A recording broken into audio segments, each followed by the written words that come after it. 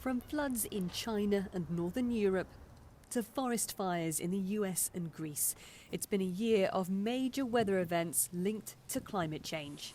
New York City, headquarters of the United Nations, was recently hit with a deadly storm and flash floods. And after years of warnings from the UN, the Secretary General says the world is now at the point of no return.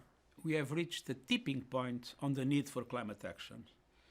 The disruption to our climate and our planet is already worse than we thought, and it is moving faster than predicted.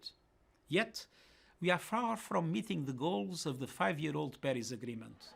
A report from the UN and half a dozen scientific organisations released at the start of the 76th General Assembly found concentrations of major greenhouse gases continue to grow, and the global average mean surface temperature between 2017 and 2021 was among the hottest on record. The fight against climate change has at times been eclipsed by the battle against COVID-19, but experts say they must be tackled together, as environmental damage could make pandemics more common.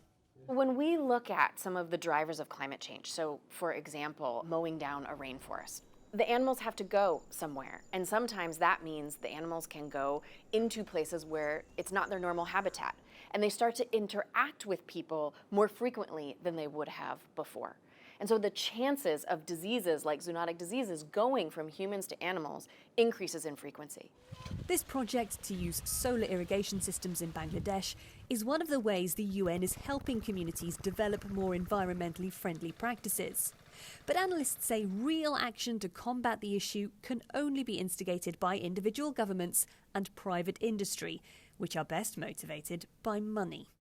If you think about this as an investment in making your economy more globally competitive, that's a lot different than saying, we want to, protect the polar bears. I mean, it's not just environmentalists. You're seeing this in the Wall Street Journal. And, if you own a business and you're thinking about the risks of extreme weather, you're going to start paying attention to this.